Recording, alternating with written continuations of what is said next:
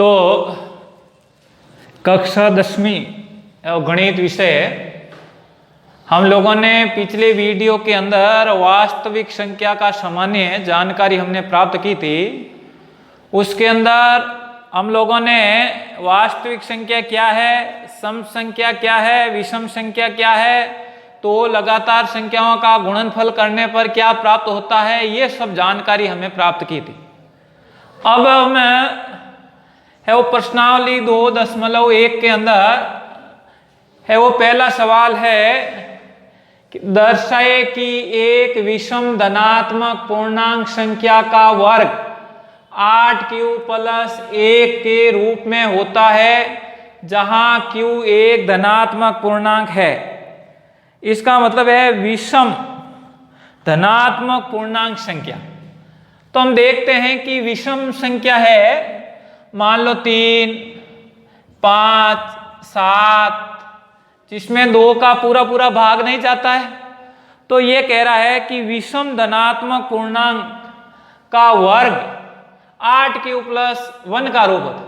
अब मैं मान लो 3 का वर्ग करता हूं तो 9, इसमें 8 का यदि भाग देता हूं तो इसके अंदर शेषफल 1 बचता है। यदि मैं 5 का वर्ग करता हूं 25 और 8 का भाग देता हूं तो 8 तिरी 24 और शेषफल है वो 1 बचता है। इसी प्रकार मान लो यानी किसी भी संख्या का वर्ग कीजिए। मान लो मैं 7 का करता हूं तो 49/8, तो हमारा भागफल है वो 6 और शेषफल है वो 1 बचता। तो आप किसी भी धनात्मक विषम पूर्णांक का यदि वर्ग करेंगे तो हमेशा शेषफल 1 ही बचेगा। यानी कोई भी संख्या लेकर के 8 का यदि भाग देंगे तो उसमें शेषफल 1 ही बचेगा। तो देखिए सवाल को करना कैसे है।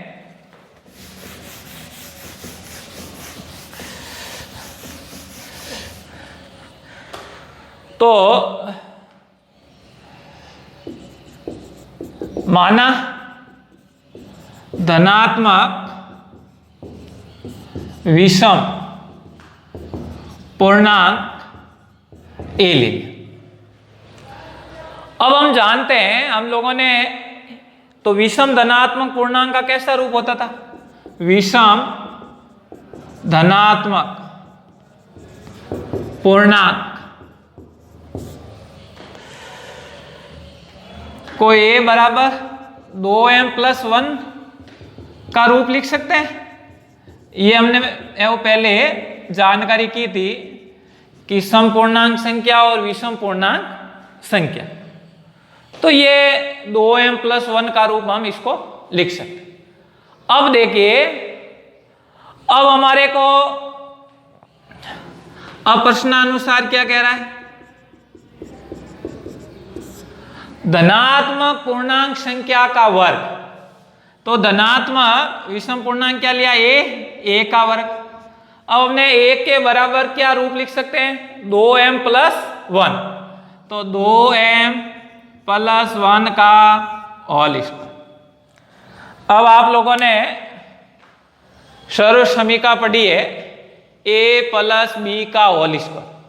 तो सर्व समीका में ये पढ़ा था a + b का whole square, a² + 2ab + b²। तो ये हम लोगों ने वो पढ़ा है। तो यहाँ a का मान 2m है और b का मान 1 है। तो हम इसको सरल करता हूं मैं,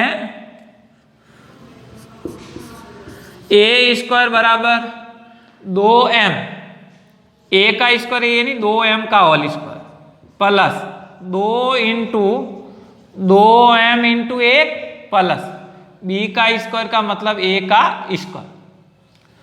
अब देखिए इसको सरल करते हैं तो 4m² प्लस 2 दूनी 4m प्लस 1। अब देखिए इन दोनों में कॉमन आ रहा है, ये हमारे को 1 चाहिए।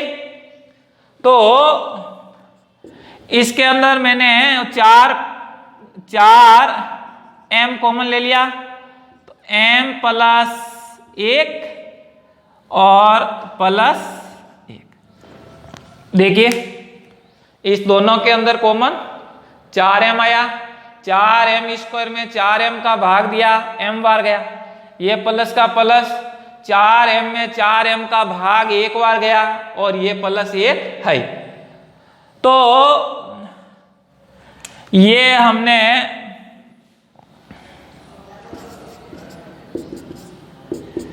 a², तो ये समीकरण दे दिया मैंने 1। अब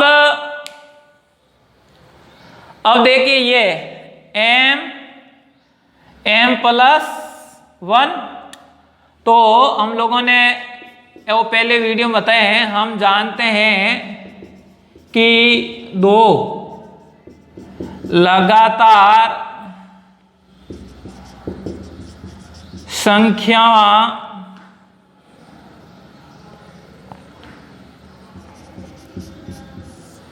संख्याओं से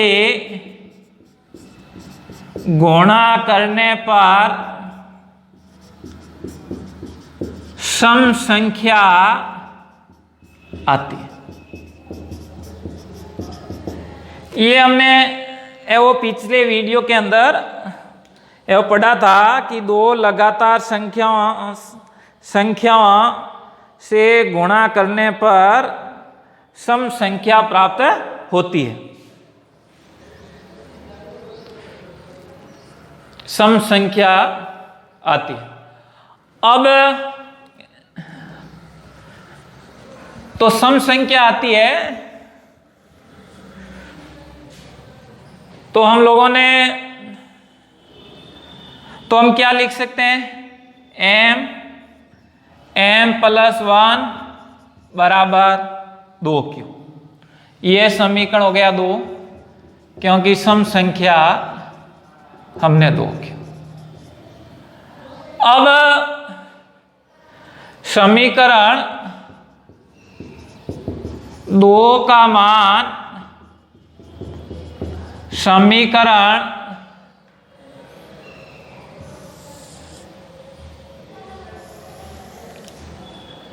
1 में रखने पर, अब 1 में रखता हूं मैं तो a² है ही अपनी जगह पर बराबर, ये 4 अपनी जगह पर है ही।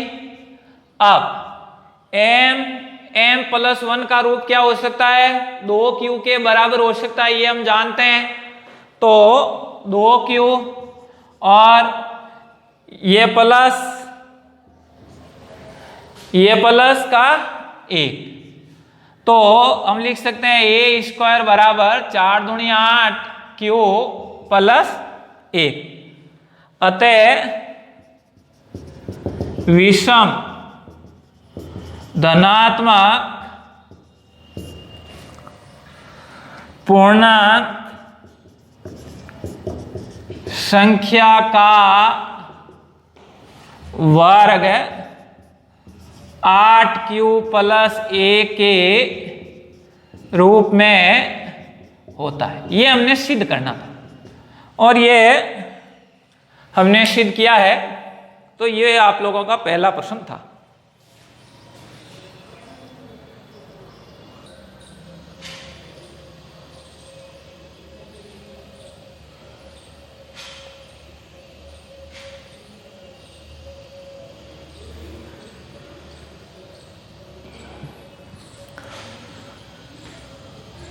तो देखिए, यूक्लिड विभाजन परिमिका द्वारा दर्शाए कि किसी भी धनात्मक पूर्णांक संख्या का घन 9q या 9q + 1 या 9q + 8 के रूप में होता है, जहां q एक पूर्णांक संख्या है। तो हम जानते हैं, मान लो किसी भी, यहां का है किसी भी धनात्मक पूर्णांक संख्या, तो मान लो मैं धनात्मक पूर्णांक संख्या लेता हूं 3 का घन करता हूं, तो 3 का घन करने पर 27 प्राप्त होता है। इस 27 में यदि मैं 9 का भाग दूं तो इसके अंदर आप लोगों का शेषफल है वो शून्य प्राप्त होता है। अब यदि 4 का घन करूं तो 4 का घन 64 हो जाता है। 64 में 9 का भाग देता हूं, 9 साते 63, तो भागफल है वो 7 आ रहा है और शेषफल है वो आपका 1 आ रहा है। अब मान लो मैं 5 का घन करूं तो 5 का घन 125/9, तो आपका भागफल हो गया 9 एका 9 और बच गए 3, 3 हो गए 35, तो 9 30 27, तो भागफल हो गया 13 और शेषफल हो गया, तो 35 में से 27 चले गए तो आपका शेषफल बच गया 8। अब कोई सा भी यदि मैं 6 का घन लेता हूं तो 6 का घन है वो 216 होता है, 9 का भाग देता हूं तो इसके अंदर भागफल 9 दूनी 18, 19 20 21 3 36 और 9 चौक 36 और शेषफल है वो आपका है वो 0 प्राप्त हो रहा है। इसी प्रकार मान लो मैं 7 का घन करता हूं तो 343/9, तो आपका भागफल 9 30 27 और 34 में से 27 चले गए तो हो गए 7, हो गए 73, 9 8 की 72 और शेषफल है वो आपका 1 बच गया। इसी प्रकार मान लो 8 का घन करता हूं तो 512/9, तो आपका भागफल 9 45, 6 62, 9 छंगों की 54, तो 62 में से 54 चले गए तो शेषफल है वो 8 बचता है। तो इससे हमें पता चल गया होगा कि किसी भी धनात्मक पूर्णांक संख्या का यदि घन करता हूं तो शेषफल हमेशा 0 1 8 0 1 8 0 1 8 ये बचेगा आपका।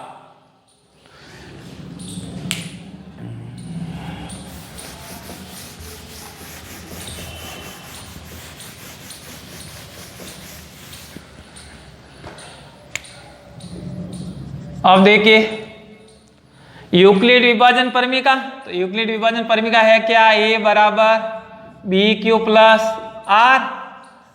अब तो माना कोई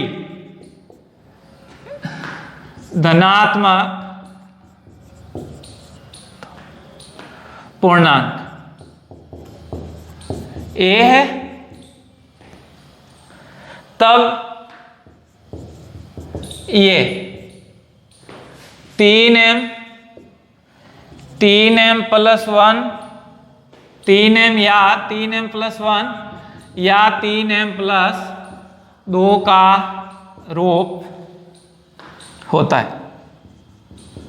अब आप देखिए यहां Q का मान 3 आ रहा है, तो शेषफल हमारा 0 1 और 2, इसके अलावा नहीं आ सकता है। तो जब a बराबर 3, इसका घन करते हैं a की घात 3, तो अगले वाले का भी घन करना, क्योंकि ये कहा है धनात्मक पूर्णांक संख्या का घन, तो a का घन तो 3m, तो a की घात 3, तो 3m का हो गया 27 m की घात। अब हमें लाना क्या है 9q, तो इसको मैं इस रूप में लिख सकता हूं a की घात 3, तो यहां 3 लिख दिया, यहां मैं 9 लिख दूंगा, तो इसको इस रूप में लिख सकते हैं 3m की घात 3, क्योंकि हमें लाना 9q है। तो इसके बराबर जहां q बराबर 3m की घात 3 है, ये हमने मान लिया। तो मैं इसको a की घात 3 बराबर 9 किया, तो ये प्राप्त हमें हुआ एक। अब दूसरा, जब a बराबर 3m प्लस 1, 3m प्लस 1,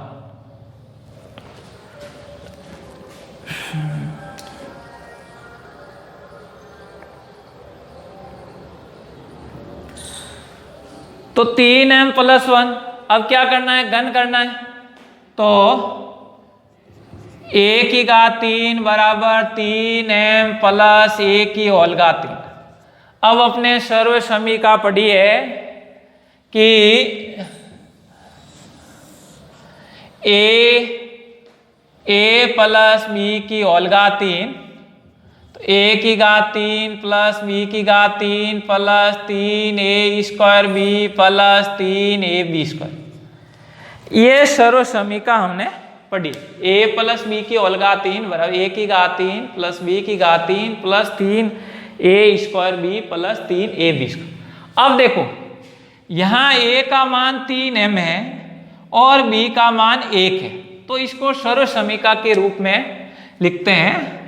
तो a की घात 3 बराबर 3m की होल घात 3 प्लस b का मान 1 है तो a की घात 3 प्लस ये 3 है 3, a का मान कितना 3m और उसके ऊपर स्क्वायर है इंटू 1 प्लस, अब ये 3 है 3 इंटू a का मान 3m है इंटू a का स्क्वायर।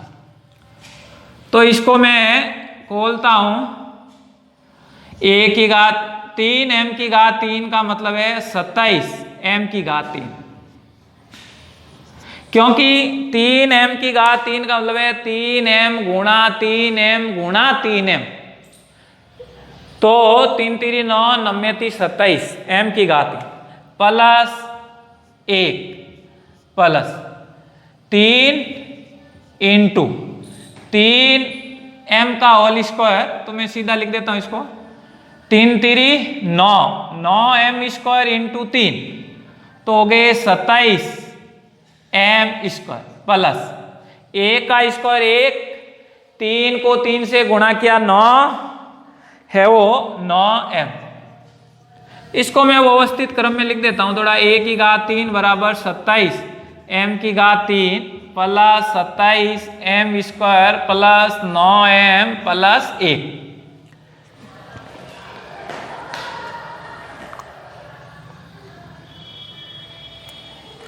तो अब हमारे को प्राप्त करना है 8 क्यूब प्लस 1, तो ये एक तो है ही। अब इस पद में से हम 9 कॉमन ले लेते हैं, तो a की घात 3 बराबर 9 ले लिया। तो अब इसके अंदर क्योंकि हमें लाना 9 क्यों है, तो ये हो गया 3m की घात 3 plus 27 3m square plus 9m में 9 का भाग दिया m प्लस 1। अब हमारे को रूप लाना है 9 क्यूब प्लस 1 का, तो ये जो पूरा है इस पूरे के अंदर लिख देते हैं, जहां 3m की घात 3 plus 3m square plus m बराबर q। तो हम इसको ऐसा लिख सकते हैं a की घात 3 बराबर 9q प्लस 1, क्योंकि ये 9 है इसके बराबर q मान लिया, तो 9q प्लस 1 का रूप है।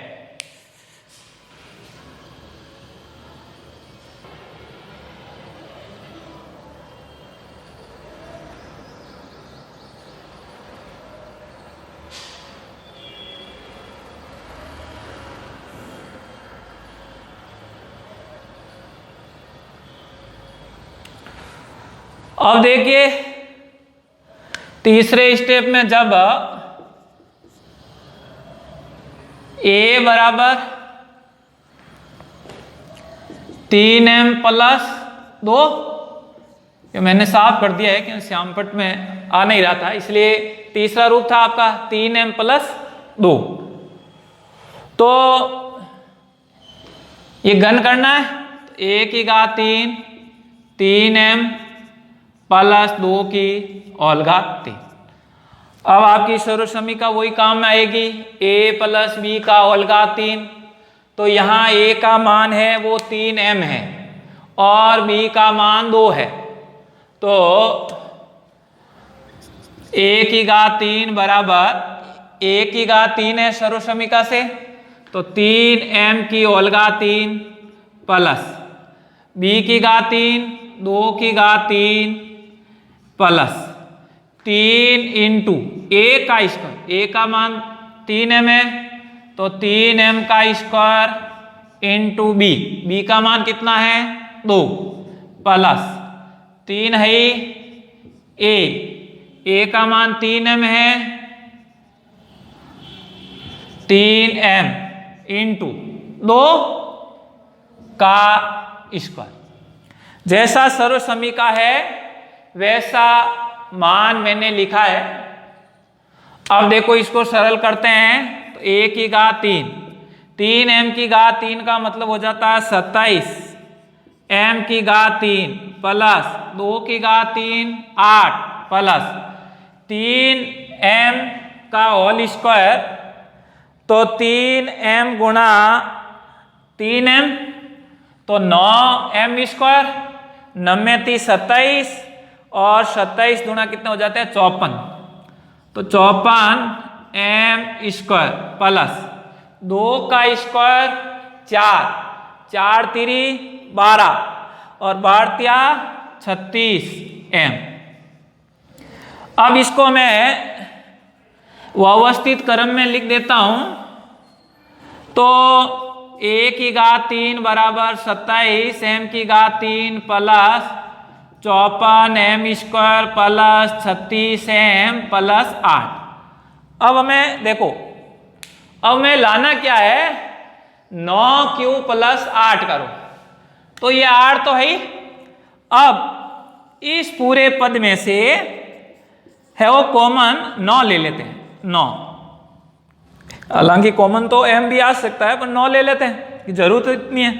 तो ये हो गया 3m की घात 3 प्लस 6m स्क्वायर प्लस 9 चौक 36 4m और ये प्लस ये आपका 8 का 8।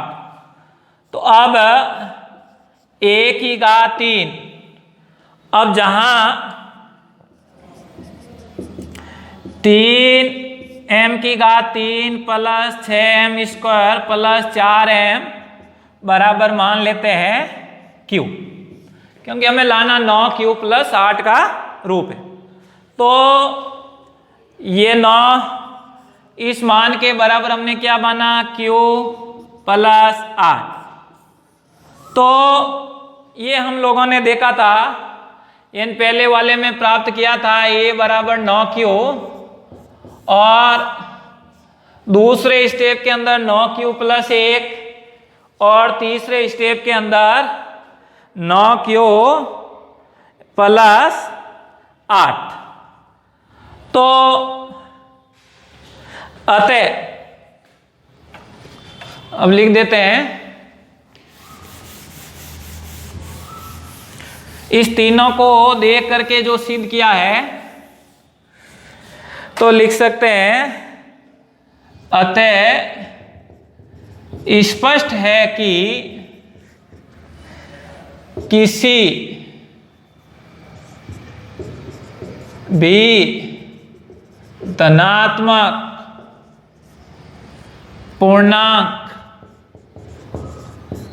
संख्या का घन 9q या 9q प्लस 1 या 9q प्लस 8 का रूप होता है। तो ये हम लोगों ने ये 2 सवाल इस अध्याय में अध्ययन किए हैं इस वीडियो के अंदर।